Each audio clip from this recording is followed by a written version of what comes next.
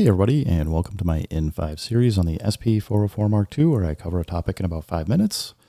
VXE wrote in saying he's got a syncing problem from his SP404 mk2, which is sending his master clock to some other devices downstream. And the problem he's having is when he plays a pattern in one bank and then goes to a different bank, it's changing BPM. There's totally a way to solve this, but let me show you the problem first just so you can hear it and understand. So if I hit play, I've got this set to 96 BPM so it's just playing 96 BPM. You can see though that the MPC is taking the BPM from the SP404 mk2, and you can tell that because it's kind of graying out the BPM here. And what's happening is it's just taking whatever the clock that the SP404 mk2 has given it, and it's just applying that. So similarly, if I just hit the pattern play here, you can see BPM is 96. It's playing wherever the pattern is. I currently don't have any of the audio from the SP404 mk2 coming because I figured that'd make it more confusing, but it's playing it. Now, if I go to bank B is set to 162 BPM. And if I hit one of these patterns, you'll see it switch over in a second. And now went from a hip hop speed to a drum and bass speed, which can totally be maddening.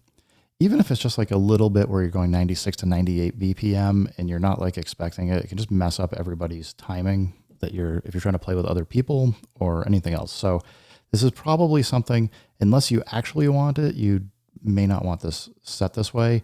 But by default, this is one of the ways that the SP404 might work. So a couple things that come as thoughts for how to solve this is you got to be out of here. Can't be in pattern mode to check the setting, but if you go shift and pad 11 to tap tempo, you can see here right now it's got the box drawn around bank A, and that's just telling you that you're controlling and modifying the tempo for bank A. You can just use the value knob to select whatever you want. So you could go through every single bank and adjust it to be the same BPM. That's an awful lot of work. On the flip side, if you just want to use the project so that it'll use the same BPM for everything, you can just use Control Knob 1 and select project, and then that's just going to use a master BPM. So I'll show you what happens here. If we have that, we got it set to 90, so it's going to be a little bit slower. But if we come back to pattern mode, if I go to A and we play it, it's now playing at 90 BPM. It's a little bit slower, but watch what happens when we go to bank B and play something. It stays the same BPM. So regardless of what you have for patterns in here, it's a way to kind of lock in a BPM so you can switch from pattern to pattern and not have a problem. Now, with all this kind of shown, the next thing I just want to show you is the settings that I have set on the different devices here, because it's easy to get wrong, or in the case I have the MPC and the SP404 mk2 are both Midi in and Midi outed to each other. So it's very easy to accidentally get a loop going where you get some like strange effects. And I'll just make an adjustment on the, excuse me, on the MPC. And so you can see here, sync, I've got set to Midi clock. If you want to change that on the MPC, you just come into this little sync menu. You probably want it Midi clock from the SP404 mk2.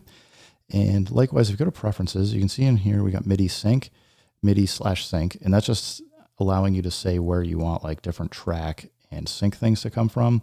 And if I turn sync on here, what's going to happen is it's going to send the sync from the MPC out back to the SP404. Now watch this, because this is where you can see like some weird behavior.